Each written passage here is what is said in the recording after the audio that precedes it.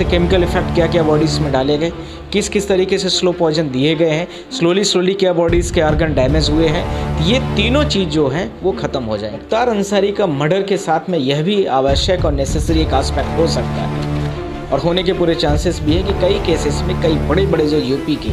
बाहुबली नेता हैं उन नेताओं के उन केसेस में गवर्नमेंट की तरफ से या हो सकता है कि वो व्यक्तिगत तरीके से यानी इंडिपेंडेंट विटनेस भी एक होता है, उस विटनेस में उनका नाम है। मेडिकल ट्रीटमेंट में जो जो दवाएं दी गई और जो जो डॉक्टरों ने उनका हेल्थ चेकअप किया है वह क्या ये हार्ट अटैक्स की बीमारी से संबंधित था या वो दिखाने के लिए मात्र था कि स्लो पॉइजन जो दिया जा रहा था उसको बढ़ाने का एक तरीका चुनाव में फ़ायदा लेने के लिए भी हो सकता है। और इसके साथ में यह भी हो सकता है कि जो बड़े बड़े केसेस के लिए ये बड़े इंपॉर्टेंट्स एविडेंस थे उन एविडेंसेस को ख़त्म भी करने की कोशिश की गई। हो सकता है कि उसमें चीफ मिनिस्टर भी फंसे रहे, केसेस का विटनेस एग्जामिन होना शुरू हो रहा था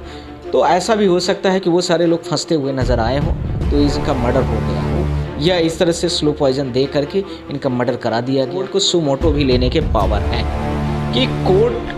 ऐसे यूपी में ही क्यों हो रहा है, सारी चीज़ें मुस्लिमों के साथ क्यों हो रही। नमस्कार, मैं हूं तनु और आप देख रहे हैं नेशन कीपर। अतीक अहमद के बाद मुख्तार अंसारी की भी मौत हो चुकी है। मौत का जो कारण बताया जा रहा है वो हार्ट अटैक बताया जा रहा है, लेकिन मुख्तार अंसारी के बेटे का ये साफ तौर पर कहना है कि मुख्तार अंसारी को जेल के खाने में लगातार जो है जहर दिया जा रहा था, स्लो पॉइजन, जिसकी वजह से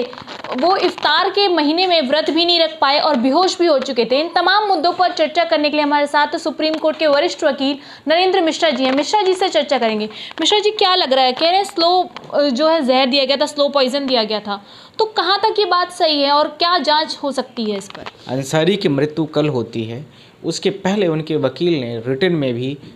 बिफोर मीडियास में भी, बिफोर एडमिनिस्ट्रेशंस लेवल पर भी इस चीज़ को लेकर के खुल के बयान दिया है, स्टेटमेंट भी दिया है और इसमें लिखित में भी जहाँ तक मुझे जानकारी है उन्होंने स्पष्ट किया है कि मेरे क्लाइंट को यानी मुख्तार अंसारी को स्लो पॉइजन दिया जा रहा है डेली का डेली। इसके साथ में उनके बच्चे ने भी इस चीज़ को एलिगेशंस के लगाया है, इसके साथ में उनके भाई ने भी लगाया है। जो व्यक्ति कई बार का एमएलए रहा, एमपी रहा,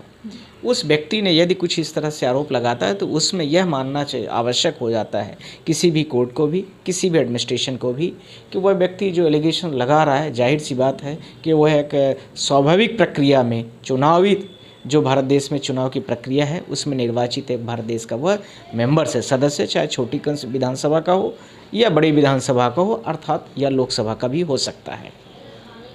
यहाँ पर अननेचुरल्स, नॉट अननेचुरल्स डेथ हुई है ऐसा लोगों का माना जा रहा है। पोस्टमार्टम्स जो है वह उसमें जो स्लो पॉइजन्स दिए जा रहे थे उसका भी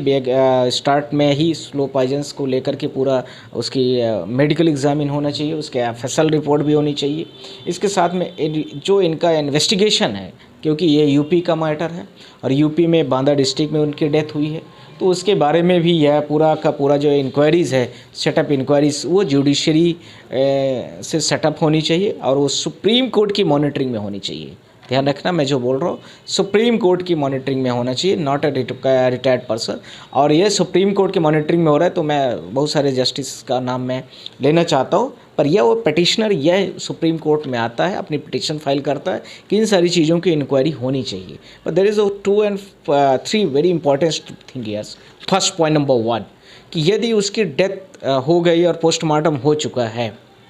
पोस्टमार्टम के बाद उसकी बॉडीज़ को इंतकाल कर दिया गया, तो फिर इस मामले में ज़्यादा कुछ बचेगा नहीं, क्योंकि बॉडी का पूरा जो केमिकल्स इफ़ेक्ट होता है बॉडीज़ पर, कौन कौन से केमिकल इफ़ेक्ट क्या क्या बॉडीज़ में डाले गए, किस किस तरीके से स्लो पॉइजन दिए गए हैं, स्लोली क्या बॉडीज़ के ऑर्गन डैमेज हुए हैं, तो ये तीनों चीज़ जो हैं वो ख़त्म हो जाएंगी, एविडेंस के तौर पर ख़त्म हो जाएगी।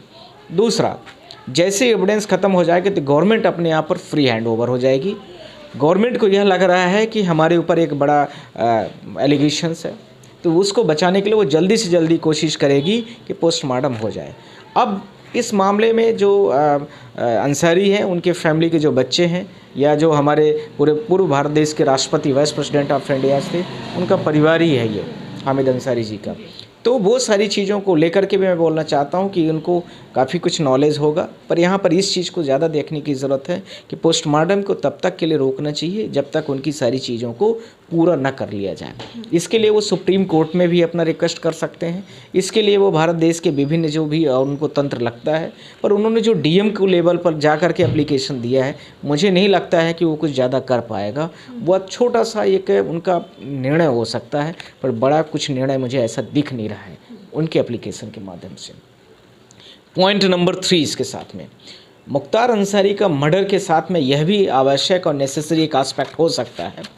और होने के पूरे चांसेस भी है कि कई केसेस में कई बड़े बड़े जो यूपी के बाहुबली नेता हैं, उन नेताओं के उन केसेस में गवर्नमेंट की तरफ से, या हो सकता है कि वो व्यक्तिगत तरीके से, यानी इंडिपेंडेंट विटनेस भी एक होता है, उस विटनेस में उनका नाम है। तो जिन केसेस का विटनेस एग्जामिन होना शुरू हो रहा था, तो ऐसा भी हो सकता है कि वो सारे लोग फंसते हुए नज़र आए हों, तो इनका मर्डर हो गया हो, या इस तरह से स्लो पॉइजन दे करके इनका मर्डर करा दिया गया हो, या हो सकता है, ये सारी संभावनाओं की बातें मैं कर रहा हूँ, क्या हो सकता है, यह तो जांच का एक विषय है। और जांच के विषय में मैंने आपसे बोला है कि सुप्रीम कोर्ट के मॉनिटरिंग में होना चाहिए। सुप्रीम कोर्ट के जस्टिस जो बड़े भारत देश जैसे जस्टिस नरीमन है, उनके जैसे मतलब जो intellectually very sound to there, वो ये उम्मीद की जाती है कि वो बड़े फेयर व्यक्ति हैं वो सारे लोग, तो ऐसा मैं उम्मीद करता हूँ कि ऐसा होना चाहिए। इसके साथ में मैं आपसे यह भी कहना चाहता हूँ कि उनका जब हेल्थ का इशू इतने कई 2005 से वो कस्टडीज़ में है, और हेल्थ का इशू जब चल रहा है, तो उस ग्राउंड पर जो वहाँ पर बेल का ग्राउंड एक पर्याप्त बड़ा, काफ़ी बड़ा ग्राउंड होता है बेल को लेकर के, हेल्थ का इश्यूज़ हम लोग बहुत सारे ऐसे केसेस फाइल करते हैं, तो उसमें उनको क्यों नहीं मिली बेल, ये एक बहुत बड़ा विषय है, जांच का विषय भी है। मेडिकल ट्रीटमेंट में जो जो दवाएं दी गई और जो जो डॉक्टरों ने उनका हेल्थ चेकअप किया है, वह क्या ये हार्ट अटैक्स की बीमारी से संबंधित था, या वो दिखाने के लिए मात्र था कि स्लो पॉइजन जो दिया जा रहा था उसको बढ़ाने का एक तरीका था, यह भी हो सकता है। यह भी एक जांच का विषय अपने आप पर है, पर ध्यान रखना है कि जब पोस्टमार्टम की बॉडी अवेलेबल रहेगी तो ही ये सारी चीज़ों की केमिकलिटीज़, कितना केमिकल का रिएक्शन क्या बॉडीज़ में हुआ, तभी पता चल सकता है। नेक्स्ट पॉइंट हियर, इनमें government had order already judicial का अप्रूव करने के लिए गवर्नमेंट ने किया है, पर हम उस इन्वेस्टिगेशन में फ्री और फेयर में हम उनकी उम्मीद नहीं कर रहे, ना ही मुझे कोई भरोसा है। मुझे तो कम से कम भरोसा नहीं है, क्योंकि इस समय पर रूलिंग गवर्नमेंट्स जो है वो आप देखती हैं कि कितने बड़े लेवल पर अटैक करके काम करती है, कितने बड़े लेवल पर किसी भी चीज़ को प्रेशर क्रिएट करके काम करती है। तो यह हिंदू मुस्लिम उसको कर देती है, पोलराइज करने का एक तरीका है। क्योंकि आपने यूपी में इलाहाबाद में आपने अदीक अहमद का मर्डर देखा है, इसके बाद में आपने देखा है एक बिहार का हुआ है, इसके साथ में आप ये देख ही रहे हैं। तो ये सारे ये एक तबका, एक जाति विशेष के लोगों को टारगेट करने का भी तरीका हो सकता है। इस I am saying their opposition के लोगों को भी यह टारगेट करने का तरीका, जो लोग ऐसे माने तो ठीक है, जिनमें से 4 बहुत महत्वपूर्ण एस्पेक्ट आ रहे हैं। जो करंट रूलिंग पार्टी इस समय पर ऐसे ही विपक्ष के लोगों को कंट्रोल करने की कोशिश करी। पॉइंट नंबर 1 अब इसका क्या है, किसी भी व्यक्ति को प्यार से मनाओ, मान जाता है तो ठीक है, बीजेपी में शामिल करा दो। इसका पॉइंट नंबर 1 हो गया। पॉइंट नंबर 2, व्यक्ति को डरा करके धमका करके, डराने धमकाने के 4 इनके माध्यम है, छोटे छोटे ए। पॉइंट नंबर 1 का ए पॉइंट है कि उसको थ्रेट कर दो, थ्रेट करके मानता है तो ठीक है, नहीं मानता है तो इसका बी एस्पेक्ट हो गया। ये बी एस्पेक्ट इसका हो जाता है कि इसके साथ में जो भी चीज़ें हैं, जो भी चीज़ें चल रही हैं भारत देश में, ईडी सीबीआई और इनकम टैक्स, ये जो भी चीज़ें चल रही हैं, वो सारी चीज़ों के माध्यम से ये उनको थ्रेट किया जा सकता है। चौथा, सारी चीज़ें जो हैं कि ये इसके तीसरा, इसके साथ में यदि ऐसी बातें नहीं मानते हैं तो उनको कस्टडी में भेज दिया जाए, या इनडायरेक्टली नोटिस करके भी ऐसी चीज़ें को प्रूव कर रहे हैं। चौथा जो सबसे बड़ी बात है, यदि इसमें भी बात नहीं बन रही है तो उनको स्वीट पॉइजन का एक ऑप्शन हो जाता है। इसके साथ में कोई ले आएंगे आपको मेडिकल ट्रीटमेंट के नाम पर, मेडिकल लेके जाते हैं, दिखाते कस्टडी से निकाल करके, उस समय पे पुलिस प्रशासन की कोई व्यवस्था नहीं होती है। छोटे छोटे बच्चे आते हैं, माइनर बच्चे, और आपको शूट आउट कर देते हैं। वो माइनर किड्स के बच्चे होते हैं जिनको जुवेनाइल कोर्ट होती है उसके अंदर भेज देते, कुछ सालों बाद वो बरी हो जाते हैं, उसमें कोई बड़ा मैटर बनता नहीं है। तो यह भी एक ग्राउंड बनता है। दूसरा जो आपको मैंने बताया ही है कि उनको स्वीट पॉइजन या स्लो पॉइजन्स दिया जा सकता है। ये तीसरा, इसी के साथ में कुछ और भी कारण, बहुत सारे सोते सोते ही हार्ट अटैक हो गया आपका, ये सारे चीज़ें इसमें आ सकती हैं। इन सारी चीज़ों के माध्यम से जो इनडायरेक्टली बेस पर चुनाव में फ़ायदा लेने के लिए भी हो सकता है, और इसके साथ में यह भी हो सकता है कि जो बड़े बड़े केसेस के लिए ये बड़े इंपॉर्टेंट्स एविडेंस थे, उन एविडेंसेस को ख़त्म भी करने की कोशिश की गई। हो सकता है कि उसमें चीफ मिनिस्टर भी फंसे रहे होंगे। इसी के साथ में मैं यह भी बोलना चाहता हूँ कि 19 मार्च को जब इनके लोकल काउंसिल ने थ्रू मीडियाज़ के अगेंस्ट में उसके फ्रंट मीडियाज़ में जा करके डीएम के लेवल पर या एडमिनिस्ट्रेशन लेवल पर जो भी रहा होगा, उनके सामने इस चीज़ को जब रखा है तो क्यों नहीं एक्शन लिया गया है? ये बड़ा जेन्युइन पॉइंट है। इसी के आधार पर हम बोल रहे हैं। यदि आज वो कहते तो ये एक आरोप हो सकता था, पर ऐसी बातें जब कई बार बोली जा रही है तो मुझे लगता है कि कोर्ट को भी कंसीडर करना चाहिए, और मुझे लगता है कि वहाँ जाँच का एक विषय था ये, पर यहाँ पर ये सारी चीज़ें प्री प्लान तरीके से करती हुई नज़र आई हैं। मेरे हिसाब से ध्यान रखना ज़रूरी है। इसके साथ में court should be the tackle the suo motu. ऐसे मैटरों में कोर्ट को सू मोटो भी लेने के पावर हैं कि कोर्ट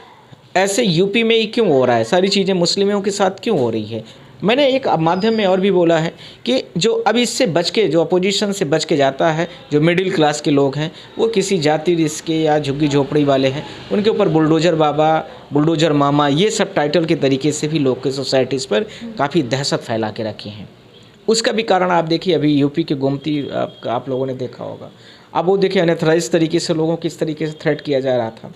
पर वो गोमती फ्रंट रिवर्स न होकर के गोमती नाला का जो ट्रिब्यूटरीज होता है, वो नाला का मैटर था। पूरा का पूरा गवर्नमेंट वहाँ पर कितने हज़ारों लोग उससे फंस रहे थे, उसको हमने ही पैरवी किया केस में। तो मैं आपके माध्यम से बोलना भी चाहता हूँ इस चीज़ को लेकर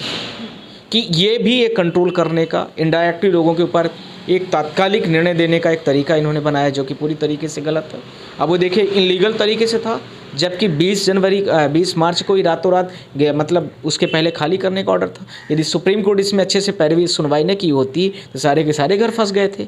तो फिर ये जो त्वरित न्याय का आपका एक सिस्टम है, उसको हम लोग हसल्स जस्टिस कहते हैं, तो वो क्या होता? आप ऐसे ही बहुत सारे लोगों को फर्जी नाम दे दिए जाते हैं, किसी के भी ऊपर FIR गलत तरीके से इम्पोज किया जाता है, और उसके घर में फिर बुलडोजर भेज दिया जाता है, और उसको जो है तो बिना किसी परमिशन के, बिना किसी उसकी DM और SDM उसको पूरी तरीके से कंट्रोल करते हैं। पुलिस इसको, लोकल पुलिस के थ्रू वो सब काम होते हैं। तो ये सारी, मैं ये कहना चाहता हूँ कि इन सारी चीज़ों के माध्यम से ये गवर्नमेंट इलीगल तरीके से, जो कस्टडी में किसी की डेथ हो रही तो वो इसके लिए रिस्पॉन्सिबल है,